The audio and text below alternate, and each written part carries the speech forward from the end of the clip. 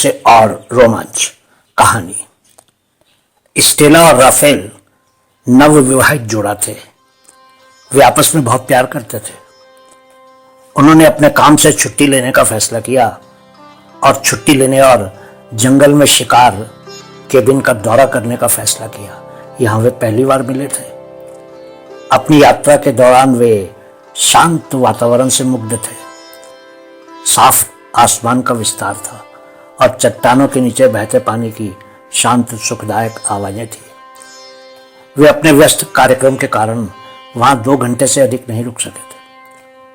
इसलिए स्टेला और राफेल ने एक बार फिर केबिन में जाने और अपनी यादों को ताजा करने का फैसला किया। इसलिए उन्होंने अपना बैग पैक किया और जगह की ओर चल पड़े। वे केबिन में पहुंचे और खुद को तरोताजा किया।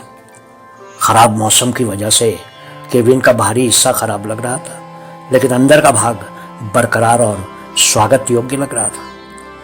जैसे ही वे आराम कर रहे थे, राफेल को उनके कार्यालय से यह कहते हुए फोन आया कि कार्यालय में उनकी उपस्थिति की आवश्यकता थी। हालांकि निराश, राफेल ने स्टेला को आश्वासन दिया कि उसे वहीं रहना चाहिए था और उसका इंतजार करना चाहिए था जब तक कि वो अपना काम जल्द से जल्द पूरा कर ले और वापस ना आ जाए। अंत में उनकी बातों से सहमत होते हुए स्टेला ने रुकने का फैसला किया। राफेल स्टेला को आश्वासन देते हुए अपने कार्यालय के लिए रवाना हो गया कि वह अगले दिन शाम को वापस आ जाएगा। वादे से आश्वस्त स्टेला रुक गई और आराम करने का फैसला किया। जैसे ही रात हुई, स्टेला ने ऊब महसूस की और वीडियो चैट पर राफेल को पिंग करने और अपना समय बिताने का फैसला किया।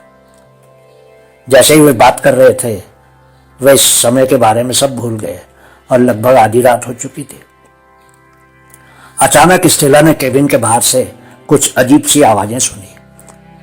उसने उन्हें नजरअंदाज कर दिया और राफेल से बात करती रही। तभी अचानक उसे अपने मुख्य दरवाजे पर कुछ खरोंचने की आवाजें सुनाई दी। अलमारी के दरवाजे अचानक अपनी कुंडी से खुद ब खुद छूट गए क्योंकि हवा नहीं आ रही थी और सभी दरवाजे और खिड़कियां बंद थी। उसने राफेल को वीडियो कॉल पर इंतजार करने को कहा और ये खुद देखने के लिए बाहर गई कि क्या हलचल हो रही थी। राफेल चिंतित था और उसने उसे सतर्क रहने और अपनी संपत्ति में किसी घुसपैठिए की तलाश करने के लिए कहा। जैसे ही स्टेला आवाजों की जांच करने के लिए गई, राफेल उसकी भलाई के बारे में बहुत चिंतित था। कुछ मिनटों के बाद स्टेला वापस आ गई। वो दंग रह गई और उसने राफेल को बताया कि घर की सभी खिड़कियां संदिग्ध रूप से खुली थी और यहां तक कि सभी अलमारी के दरवाजे भी खुले हुए थे। और उसने उसे यह भी बताया कि उसे घर में या बाहर कोई नहीं मिला। जब वह उससे बात कर रही थी तो राफेल ने स्टेला की ओर रेंगते हुए एक अजीब सा साया देखा। वो कैमरे पर जो कुछ देख रहा था उससे वह दंग रह गया और स्टेला को चेतावनी देने के लिए अचानक चिल्लाया, लेकिन तब तक बहुत देर हो चुकी थी। और तभी अचानक स्टेला के चारों ओर छाया छा गई और वो बेहोश हो गई। वेब कैम पर जो कुछ देख रहा था उससे राफेल गंभीर रूप से आहत था और वो इसके बारे में कुछ नहीं कर सकता था। वह इस उम्मीद में स्टेला का नाम पुकार रहा था कि कम से कम उसकी आवाज सुनकर वह होश में आ जाए। करीब 2 मिनट के बाद उसने स्टेला को उठते हुए देखा। वो चिंतित था और उससे बेताबी से पूछ रहा था कि वो क्या अनुभव कर रही थी, वो ठीक थी या नहीं। स्टेला ने कहा कि वो ठीक थी, पर वो ये नहीं बता सकती कि वो बेहोश क्यों हो गई थी। अचानक स्टेला ने चिल्लाना शुरू कर दिया और फिर से बेहोश हो गई। राफेल बहुत डर गया था और अपने लैपटॉप के सामने चिल्ला रहा था ताकि स्टेला उसे सुन ले। उसे कुछ समझ नहीं आ रहा था कि उसके साथ क्या हो रहा था। अचानक फिर से उसकी पत्नी के शरीर को उठा लिया और हालांकि वो होश में नहीं थी, वो कैमरे के सामने हवा में थी ताकि राफेल उसको देख सके। उसने अपनी आंखें खोली, लेकिन वो स्टेला की आंखें नहीं देख रहा था। वो किसी और की आंखें थी। स्क्रीन पर वो सुनहरी चमकीली आंखें थी। उसे गले से कर्कश आवाज निकल रही थी। वो कुछ भी समझ नहीं पा रहा था कि वो क्या कर रही थी और वो सख्त रूप से स्टेला से बात कर रहा था और उसे बता रहा था कि उसकी आवाज़ सुनाई नहीं दे रही थी और वो समझ नहीं पा रहा था कि वो क्या कह रही थी। कुछ मिनटों के बाद उसकी आवाज़ सुनाई देने लगी और जोर से आवाज़ आई, लेकिन आवाज़ बहुत कर्कश थी और निश्चित रूप से उसकी पत्नी की नहीं थी। स्टेला का चेहरा अचानक बहुत शांत हो गया और वो कह रही थी कि वो स्टेला नहीं है और अगर वो चाहता है कि उसकी पत्नी जीवित रहे तो उसे वही करना चाहिए जो वो करने के लिए कहती है। राफेल दंग रह गया और उससे पूछने लगा कि वो कौन है और वो उसकी पत्नी को क्यों सजा दे रही है।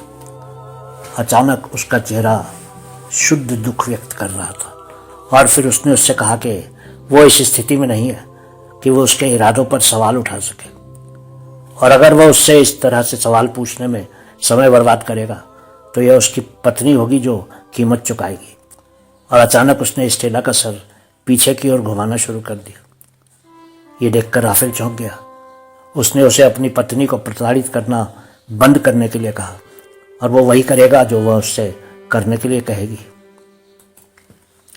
तब उसने उससे कहा कि नीचे के नगर में रहने वाले डैनियल नाम के एक व्यक्ति के पास जाए और उसे यहाँ भी किसी कीमत पर जंगल वाले घर में ले आए और अगर वो डैनियल को वहां नहीं ला सका तो राफेल की पत्नी को मार दिया जाएगा।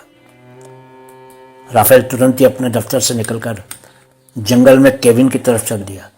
रास्ते भर पिछले कुछ घंटों की घटनाओं के बारे में सोचता हुआ वो सिर्फ एक दर्शक के रूप में लैपटॉप की स्क्रीन पर अपनी पत्नी को प्रताड़ित होते हुए देख रहा था। वो सोच रहा था कि भूत कैसे हो सकते हैं जब उन्हें गंभीरता से अंधविश्वास माना जाता था और वास्तविक नहीं। जैसे ही वह चट्टान के नीचे के नगर में पहुंचा उसने डैनियल के बारे में पूछना शुरू कर दिया। तुरंत ही उसे मालूम चल गया कि डैनियल उस शहर में बहुत ही लोकप्रिय व्यक्ति था। लोग राफेल को तुरंत ही डैनियल के घर की तरफ ले गए। जैसे ही वो डैनियल के घर पहुंचा वो सोच रहा था कि वह उससे क्या कहेगा ताकि उसे केबिन तक ले जाया जा सके। उसने निश्चय किया कि वह डैनियल को सच कहेगा लेकिन उसे थोड़ा मोड़ देगा, पूरा सच नहीं बताएगा। राफेल ने सामने के दरवाजे पर दस्तक दी। तभी एक अधेड़ उम्र के आदमी ने दरवाजे का जवाब दिया। जब राफेल ने डैनियल्स के लिए पूछा तो उस आदमी ने कहा कि वो डैनियल था और उसे क्या चाहिए था। तब राफेल ने उसे बताया कि उसकी पत्नी चट्टान पर जंगल में केबिन में घायल हो गई थी और एक महिला ने डैनियल को वहां ले जाने के लिए कहा ताकि डैनियल उसकी पत्नी शहर में लाने और अस्पताल में भर्ती करने में मदद कर सके। बिना किसी बुरे की आशंका किए डैनियल राफेल के साथ केबिन की तरफ चल दिया। जब वो केबिन में पहुंचे राफेल तुरंत अपनी पत्नी के पास गया और उसके घायल शरीर को अपनी बाहों में उठा लिया। जब डैनियल ने उसे देखा तो उसने कहा कि वो उसकी मदद करेगा और केबिन से बाहर निकलने के लिए मुड़ा। तभी उसने एक लंबे समय से भूली हुई आवाज को अपना नाम पुकारते हुए सुना। जब डैनियल पीछे मुड़कर देखने लगा उसने देखा कि स्टेला का शरीर हवा में ऊपर उठ रहा था। डैनियल बुरी तरह भयभीत हो गया। डैनियल ने केबिन से बाहर भाग जाने की कोशिश की लेकिन दरवाजा अपने आप बंद हो गया। वो गिड़गिड़ाने लगा और माफी मांगने लगा लेकिन स्टेला ने उसकी एक नहीं सुनी और डैनियल को बुरी तरह से घायल करके मार दिया। अंत में डैनियल की मृत्यु के बाद स्टेला का चेहरा शांत हो गया और वो राफेल की ओर मुड़ी और उसकी मदद के लिए उसे धन्यवाद दिया। फिर उसने उसे अपनी कहानी सुनाई कि वो एल्सा थी। अपने जीवन में वो एक तांत्रिक और लोगों का उपचार करने वाली औरत थी और लोगों की बीमारी के इलाज के लिए जड़ी बूटियों का इस्तेमाल करती थी और लोगों की मदद करती थी। उसने कहा कि डैनियल गांव के बाहर का व्यक्ति था। एक दिन वो उसके घर आया था और उसको बोला कि वो उसको उन रहस्यमय जड़ी बूटियों के बारे में बता दे जिनसे वो लोगों के रोग ठीक कर देती थी। डैनियल उन दवाओं के रहस्य को जानकर शहर जाकर उनसे पैसे कमाने चाहता था। एल्सा ने उसके लालची प्रस्ताव को खारिज कर दिया और उससे कहा कि वो उसके घर से बाहर चला जाए और फिर कभी वहां कदम न रखे। उसकी प्रतिक्रिया से क्रोधित होकर डैनियल ने प्रतिशोध लेने की कसम खाई।